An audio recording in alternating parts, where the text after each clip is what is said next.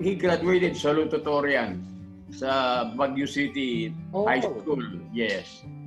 Only because he was beaten by slim margin by Johnny Flavier was their valedictorian, and Ed Espiritu was his salutatorian. High school yan. See, that's how much I know them. During his heydays, after graduation, he stayed with the Romy Lamson in the rural bank here in Marikina. So we know him. I know him very well personally because sometimes on a Saturday we would ask to go to picnic at the riverside, and Romy Lamson, and then Ed, who is the manager of his rural bank, with Danes, with all his Upsilonian brad. And among the Upsilonian brad, of course, you don't see, or I have not watched Ed into a fight, unlike his brad Romy. Mabait talaga si Ed. Mabait si Ed talaga. He lived up to his name. He had a very good spirit. I remember he is really very approachable and he knows what you need. You don't have to ask specifically, then he has an answer to what you are sometimes keeping quiet. When he was the president of PNB, and he was able to put up PNB branches in the US. And during that time, it was Linda Dikitana. She was sick. Ed was telling me, since he knows that I was working with USAID, he was telling me, Dali, why don't you consider working with PNB in New York? One thing with Ed, he is so humble and he is so approachable. If you say one thing, he has already a solution for what you are in need about him. And that is something that we rarely see among people who are in that apex of their accomplishment in their profession. This doctoral conferment is a testament not only of Ambassador Espiritu's unparalleled professional excellence, but a recognition of his exemplary virtues and outstanding character as a lawyer, as a diplomat, as a public servant, and a concerned citizen. It is certainly an honor for us to be associated with such a remarkable individual. On behalf of TI Philippines and all our fellow anti-corruption advocates and activists, we congratulate with great pride our inspiration and our mentor, the Honorable Edgardo B. Espiritu. Congratulations, sir. I would like to convey my heartfelt congratulations to my dear friend and classmate, Ambassador Ed Espiritu, for the conferment on him today by our alma mater, the degree of Doctor of Laws, Honoris Causa. I am sure that this latest recognition extended to him is a fitting tribute to his long years of dedicated public service to the country and people, and to UP as well. The UP Law 58 Foundation Incorporated gratefully acknowledges and renders full support to the conferment of PhD Honoris Causa by the University of the Philippines on Edgardo B. Espiritu, member of UP Law 58 class and incumbent chairman of the foundation. Our Law Class 58 Foundation officers and members extend our heartfelt congratulatory message to our beloved Honorary Ambassador Edgardo B. Espiritu, our utmost gratitude to the honorable members of the Board of Trustees, the UP and the University of the Philippines Alumni Association personalities, employees, and constituents for making this event a resounding success. May the Lord bless us all, always. Thank you very much.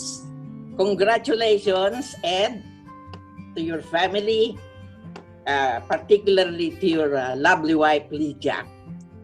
I'm so very glad and proud to be a member of UP Law Class 58. The achievement and endeavor of Ed has brought honor to his family, to his classmates, to our alma mater, and to our country. Congratulations for the conferment of an Honoris Causa Doctors of Laws. And, I've been following your career since the time from graduation up to this time. And I'm envious of what you have done. And that's what I told Dolly, that this conferment of a degree to you is a long overdue, because you have been deserving of this for a long, long time. And so, once again, Ed, congratulations. You deserve this honor very, very well. Once again, congratulations.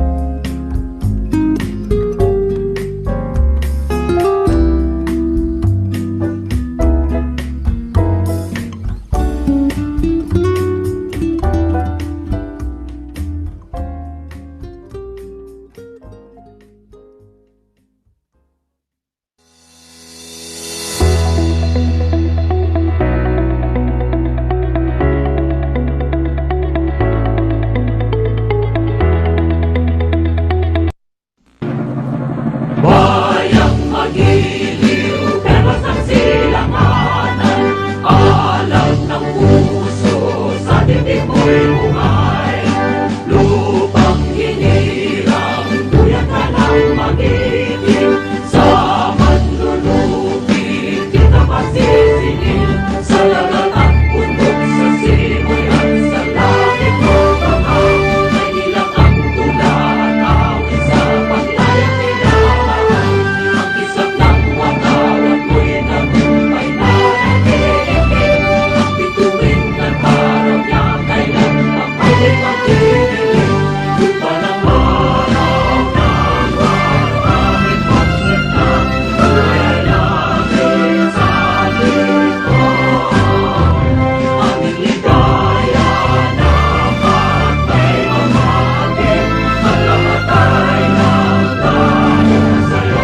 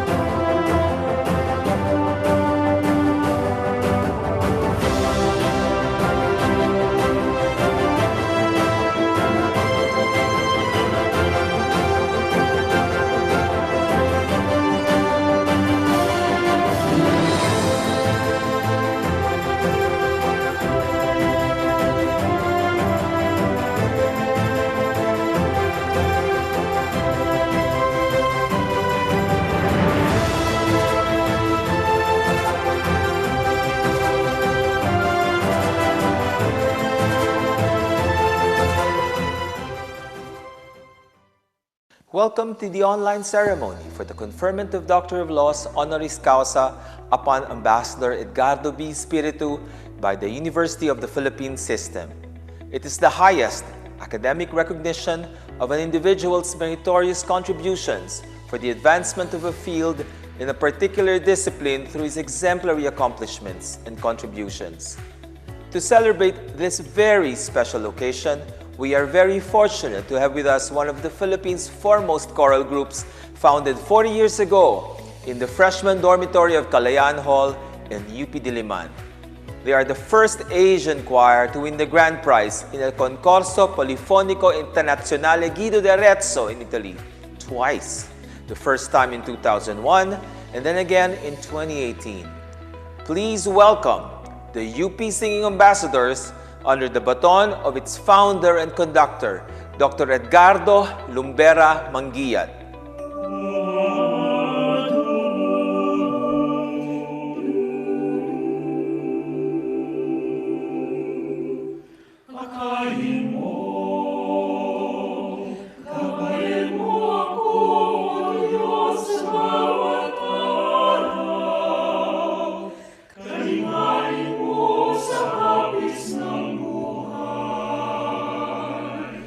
Wala kong ibang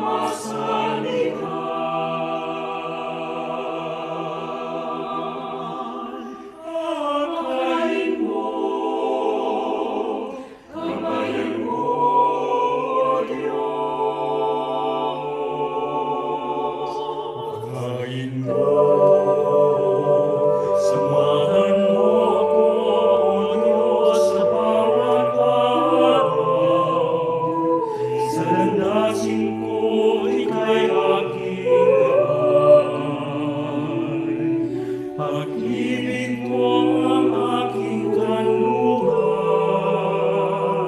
akayin mo, samahan mo sa buong buhay ko. Aking ilan at tanglaw sa aking daan, bawat sandali kailangan ka. Aking Ama, di ko kayang mag-isa, nais ko'y laging kasama ka sa aking buhay.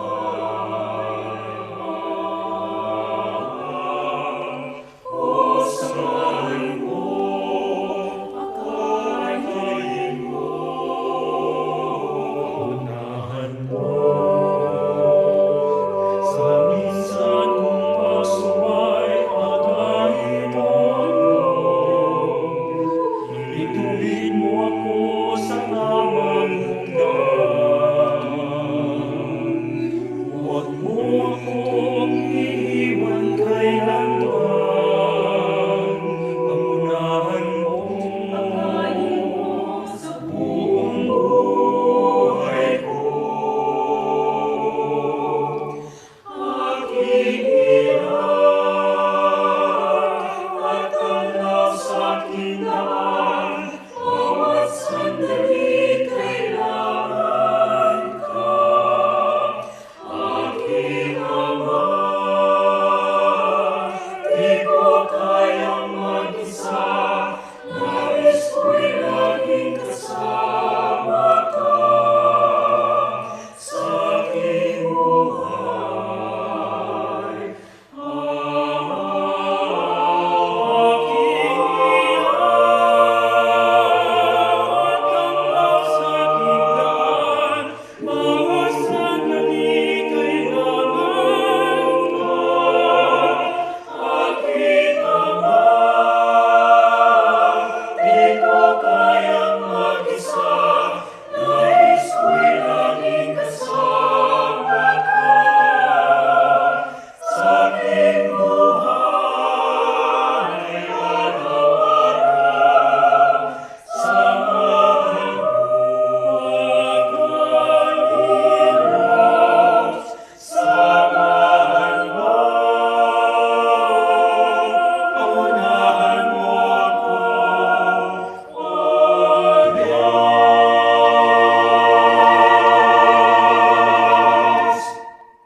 Thank you very much, Dr. Edgardo Lumbera Manguiat and the UP Singing Ambassadors. To formally open our program, please welcome the 21st President of the University of the Philippines, Professor Danilo Lardizabal Concepcion. Today, we honor the life and career of one of the most excellent products of the University of the Philippines. The Scottish philosopher Thomas Carlyle once remarked that the history of the world is but the biography of great men. If that is true, then to glimpse at the history of our nation and university in the 20th century is surely to read through the life and achievements of Ambassador Edgardo B. Espiritu. Much of what we know about good governance, banking and finance, leadership, and diplomacy in this country has been shaped for the better by Ambassador Espiritu's guiding hand. Since graduating from the UP College of Law in 1958, he has been at the forefront of institutions that have left a mark on Philippine society. As a banker, he is known as a pillar of industry, having served as a leader in some of the most prestigious banks of his era: Metrobank, Philippine National Bank, and Westmont Bank being only a few of them. Being known as an astute captain of industry and leading his stakeholders to prosperity would have been sufficient to solidify his legacy. However, our honoree, in the words of Indian statesman B.R. Ambedkar, distinguished himself as a great man rather than a merely eminent one by offering his skills in the service of our people. The most notable public role we remember about him was as Secretary of the Department of Finance in 1998. It was Ambassador Espiritu's prescient leadership and considerable experience that helped shelter our economy from the ravages of the Asian economic crisis, a contagion that threatened to bring the economic order to its knees. It was our honoree's unshakable integrity and inspired coordination with powers, both global and regional, that helped cushion us from the worst. Indeed, it was for his integrity that Ambassador Espiritu would become best known, especially amidst the controversial political climate of our pre-EDSA DOS society.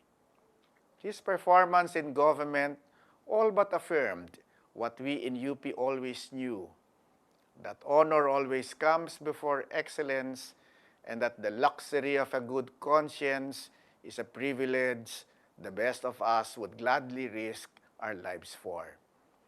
As a nation, we are fortunate that Ambassador Espiritu was truly among the best of us. In the years before and since his entry into public life, Ambassador Espiritu would use his ability to connect both our alma mater and society. He would serve as ambassador, extraordinary and plenipotentiary to the United Kingdom of Great Britain and Northern Ireland, the Republic of Ireland, and Iceland. More than this, he owns the distinction of being the longest-serving president of the UP Alumni Association, serving from 1985 to 1988 and from 1990 to 2000. It was under his leadership and guidance that the Ang Bahay ng Alumni, an iconic building, was begun and completed. Ang Bahay ng Alumni has become a vital part of our institutional memory, our source of pride and glory, and our link to our university. In a special message to our Alumni Council last year, our honoree called the university, and I quote, "the anvil upon which we are molded to become instruments for attaining the common good and the betterment of the nation." End of quote. Truly, it is difficult to think of an individual who has been shaped both by the classroom and by life into an embodiment of honor, excellence, and compassion more than Ambassador Edgardo B. Espiritu. It is my privilege, therefore, to join the entire UP community in conferring on Ambassador Espiritu the Doctor of Laws Honoris Causa. This is the highest honors of our university. This rare distinction is not only a recognition of a great man and his contributions, but of the values we as an institution hold dear. May the life and deeds of Edgardo B. Espiritu inspire us in these most difficult times to live as he lived, to serve in spite of all difficulty, to speak truth in spite of the dishonesty of the many, and to become an asset to our nation no matter where we are in this world. Mabuhay po kayo, Ambassador Edgardo Espiritu. Mabuhay ang ating mahal na pamantasan. We now call on the Chancellor of the University of the Philippines, Diliman, Dr. Fidel R. Nemenzo, for the formal conferment ceremony. Tinatawagan ko ang kalihim ng lupon ng mga rehente. Para sa haraya, determinasyon at paninindigang kanyang ipinamala sa iba't ibang gawain bilang leader sa pagnenegosyo, opisyal ng gobyerno, manlilikha at diplomatiko. Para sa kanyang integridad, tapang at pagtatalaga sa pagtugon at pagharap sa mga hamon ng lipunan, gaya ng kahirapan, korupsyon at suliraning pang-edukasyon.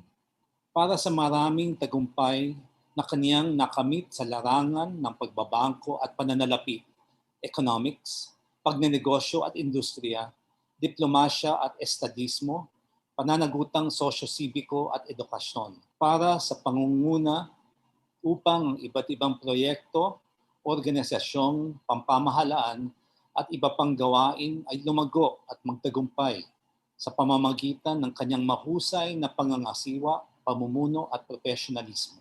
Para sa kanyang matalinong pamamatnubay na nagbigay daan upang magpanibagong sigla ang operasyon, mapalakas ang kakayahang kumita at mapataas ang uri ng kredito at pamumuhunan sa mga institusyong pambangko para sa pagtatatag ng isa sa mga nangungunang kumpanyang pangkonstruksyon sa bansa na nagtayo ng mga kinikilalang gusaling mohon gaya ng UP Bahay ng Alumni para sa pagiging huwaran sa pag-ibig sa bayan at sambayanan na nagbunga ng mga adhikaing pangkawang gawa upang matulungan ang mga nangangailangan sa pamamagitan ng pagbibigay ng scholarship, tulong pinansyal at kabuhayan. Para sa pagpapamalas ng mga katangiang inaasahan sa mga nagsipagtapos sa UP Kolehiyo ng Batas na ang mga ito ay pagtataglay ng mataas na uri ng etika sa paggawa, pambihirang kakayahan at pagpapahalaga sa lipunan. Para sa kanyang maningning na karera sa serbisyo publiko, bilang embahador sa United Kingdom of Great Britain and Northern Ireland, Republic of Ireland at Iceland. Para sa katangi-tanging paglilingkod sa Universidad ng Pilipinas bilang kasapi ng lupon ng mga rehente at bilang Pangulo ng UP Alumni Association sa loob ng maraming termino, ipinagkakaloob ngayon ng lupon ng mga rehente ng Universidad ng Pilipinas alinsunod sa rekomendasyon ng Pangulo ng Universidad ng Pilipinas at ng Komite ng Titulong Pandangal kay Edgardo B. Espiritu ang titulong Doktorado ng Batas, Honoris Causa. We would like to call on the Secretary of the Board of Regents, Attorney Roberto M.J. Lara, for the hooding ceremony. For the vision, determination, and upstanding character he has demonstrated in various engagements as a business leader, government official, builder, and diplomat. For his integrity, courage, and commitment to addressing and facing down societal challenges of poverty, corruption, and lack of education. For his numerous achievements in the multiple fields of banking and finance, economics, business and industry, diplomacy and statesmanship, social civic responsibility, and education. For leading various projects, government organizations, and enterprises to incredible growth and success through his brilliant management, leadership, and professionalism. For his astute steering of banking institutions that led to their revitalized operations, increased profitability, and improved credit and investment ratings. For his establishment of one of the country's leading construction companies, building iconic landmarks including the UP Bahay ng Alumni. For embodying a love of country and service to fellow citizens, resulting in humanitarian efforts to aid the disadvantaged with scholarships, financial assistance, and livelihood programs. For exhibiting the virtues expected of graduates of the UP College of Law, that of being highly ethical, exceptionally competent, and socially mindful. For his illustrious public service career as ambassador to the United Kingdom of Great Britain and Northern Ireland, Republic of Ireland, and Iceland. For rendering distinguished service to the University of the Philippines as a member of the Board of Regents and as multi-term president of the UP Alumni Association. For the hooding ceremony, UP President Danilo Ravizabal Concepcion will be represented by Ethel G. Rubio, President of the UP Alumni Association, Greater Los Angeles. The Board of Regents of the University of the Philippines, upon the recommendation of the President of the University and the Committee on Honorary Degrees, today confers upon Edgardo B. Espiritu the degree of Doctor of Laws, Honoris Causa, the University of the Philippines, in testimony of this conferment of the highest rank and honor within its gift, hereby present to you this diploma and these vestments of distinction On this 27th day of November in the year 2020, signed Danilo L. Concepcion, President, attested Roberto M. J. Lara, Secretary of the University and of the Board of Regents.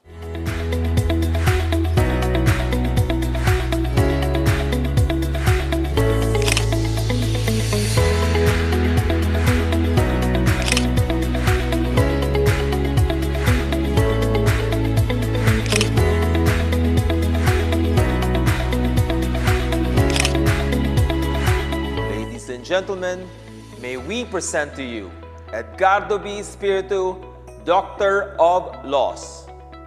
President Danilo Concepcion of the University of the Philippines, Board of Regents, Honorable Prospero de Vera, Chairman of the Board, Honorable Fidel Nemenso, Chancellor of the University of Diliman, President of the Alumni Association, Ray Lacerna, Board of Regents. First of all, I would like to thank the university for according me this distinct honor, coming as it does from the alma mater that I love. I will always cherish this recognition. I have always been proud of being a product of the university, for it has formed in me some of the key values I hold dear in life: patriotism, putting the interests of community and country above my own, and integrity and fairness in everything I do. In accepting this honor, I would just like to share my thoughts on a topic that I'm sure the university also has a great interest in, and which is one of my foremost advocacies, which is fighting corruption. Corruption is a scourge of society. It's an obstacle to development and prevents the poor from improving their condition by robbing them of resources that should have gone to vital society services like education, health, livelihood assistance, and social protection. This nexus between corruption and poverty and slow growth has been shown by many reputable studies. The sad thing is that our country has not made such progress in eradicating, or at least substantially mitigating, corruption. We still rank low in terms of international comparisons of anti-corruption indices. For instance, our score in Transparency International's Corruption Perception Index last year was 34, lower than our Southeast Asian neighbors' scores, ranging from 37 in Vietnam to 53 in Malaysia. Corruption is therefore a national problem, fighting which requires the involvement of all sectors of society. The question now is, what our role as lawyers in this fight? When we took our oath, if I still remember after so many years, we pledged something to the effect that we shall obey the law and do no injustice to any person. In short, we pledged to uphold the rule of law and justice. This pledge in itself defines our key role in fighting corruption. One of the key recommendations of the study on combating corruption in the Philippines, which I requested the World Bank to undertake when I was Secretary of Finance, was judiciary reform. Many of the prescriptions against corruption are usually directed at the executive branch, with all its powers over law revenues are collected and spent. And the legislature, with its powers in allocating resources, think pork barrel, for example, but there is also wide perception that the judiciary is prone to corruption as well. For instance, think TROs and injunctions for sale, or the uneven dispensing of justice to the poor and to the rich and the influential. A predictable judiciary, that is one that consistently and efficiently adjudicates cases, is an essential element of anti-corruption system. A judiciary that dispenses and is perceived to dispense fair and impartial justice, for instance, in adjudicating contracts, is a requirement for attracting investors, both local and foreign, and is therefore a key ingredient for economic growth. What then are the possible ways of reforming the judiciary and ensuring that it performs these ideal functions and consistently upholds the rule of law? Some recommendations were given by the World Bank study, as well as by certain technical assistance for judiciary reform programs provided by the Asian Development Bank over the last 2 decades, particularly during the tenure of Chief Justices Hilario Davide, Artemio Panganiban, and Renato Puno, all UP alumni. The first is promoting greater fiscal and administrative independence of the judiciary so that it would not be a prey to, say, unscrupulous politicians and influential officials in the executive and legislative branches, as well as powerful interests in the private sector. There was a time when the judiciary had to negotiate its specific budget items and cash releases under the same process and terms applied to ordinary executive branch agencies, and was thus precluded from managing its administrative operations independently. The courts were thus forced to accept subsidies, for instance, from local governments who billed their whole of justice and paid some of their staff. Although there had been some improvement in administrative independence with the Supreme Court, for instance, having greater flexibility in staffing and managing the court's operations and establishing regional offices, the judiciary budgets remained very meager. Its share in the national government's budget has remained in the vicinity of 1% over the years. For instance, in 2019, it was a mere 39.5 billion out of a total government budget of 3.66 trillion. The bulk of this necessarily had to go to salaries of judges and staff, which remain insufficient for the heavy case loads, with very little left for operations, maintenance, and capital expenditures needed to improve efficiency.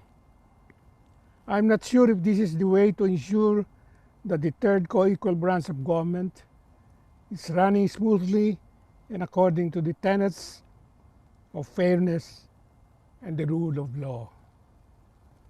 Another way of reforming the judiciary is to ensure a merit-based rather than politically influenced nomination, appointment, and promotion system for judges prosecutors, and other court personnel. Some improvements have been instituted in this regard, for instance, with the procedure of interviewing at public hearings applicants for judicial positions. Still, it cannot be denied that judicial appointments, particularly at higher levels, are mainly determined only by the President and his advisors. Another area of judiciary reform is improving the compensation and incentive systems for judges, prosecutors, and other court personnel. As in other areas of government, one of the reasons cited for susceptibility corruption is low pay. Although I understand that there have been some improvements over the years, for instance, through legislation granting special allowances to judges, the key constraint for increasing judiciary personnel's compensation are government salary standardization and inadequate budgetary resources. Moreover, an effective and accurate performance monitoring and evaluation system must be in place. Relatedly, one way of improving performance and efficiency is to institute measures to address the case overload problem and the clogging dockets by courts expansion and establishing alternative dispute resolution mechanisms. As regards expanding courts, the constraint is again budgetary. As regards alternative mechanism, this has been partially remedied by the institution of the barangay justice system. The need to combat corruption has always been recognized by almost all Philippine administrations. This is why the special court charged with hearing graft and corruption cases, the Sandigan Bayan, has been there even during the martial law years, and past administrations had their own versions of the office of the Ombudsman. But these bodies have been strengthened and their function more clearly defined under the People Power Revolution and under the 1987 Constitution. Moreover, a number of additional key anti-corruption legislations have been passed since then, such as the Act defining and penalizing the crime of plunder and the Code of Conduct and Ethical Standards for public officials and employees. Moreover, an independent body has been designated under the present Constitution to examine all the agencies and instrumentalities of governments in terms of their handling and use of public funds. The Commission on Audit. This body thus serves as the watchdog over all of the government's finances and is a key provider of evidence in graft and corruption cases, including inequality and poverty, the digital divide, gender equality, gaining or preserving freedom and basic rights. And now, add to this the threat of pandemics that has somehow triggered and exacerbated by human imprudence. They have also been awakened to their power in surmounting these threats and shaping their own future. This has recently been very evident here in the United States, for instance, and I'm sure our young people in the Philippines are experiencing the same awakening. It would then be easy to convince them to join the fight against corruption and treat it with the same fervor as these other issues. After all, it will have a similarly profound impact on their future, the young people of our generation. I would like to reemphasize what I've been saying before. Our generation has a responsibility to bring corruption out into the light as a key enemy that needs to be lit. We must actively enlist the support of all sectors of society in this fight, particularly the young, through our schools, through progressive academic curriculums, particularly those that seek to hone future lawyers in the virtues of fairness, honesty, and love for the law.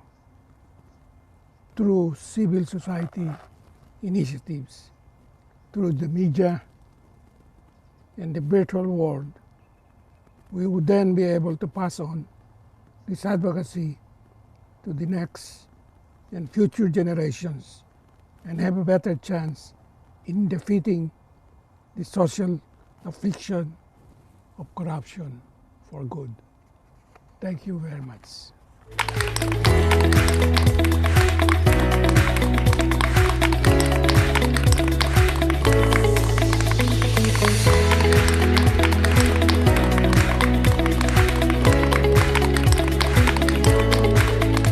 Thank you very much, Dr. Edgardo B. Espiritu, for your very inspiring words. This formally closes the conferment ceremony for Dr. Edgardo B. Espiritu.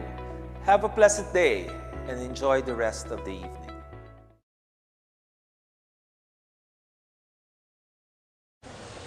UP namin mahal pamantas ang hirang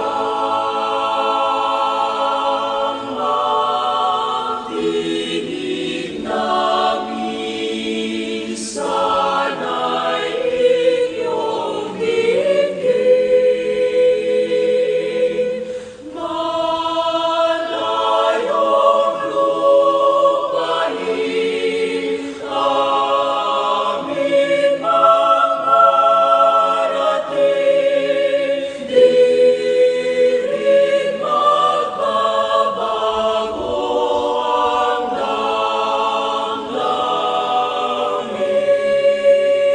Di rin magbabago ang damdamin.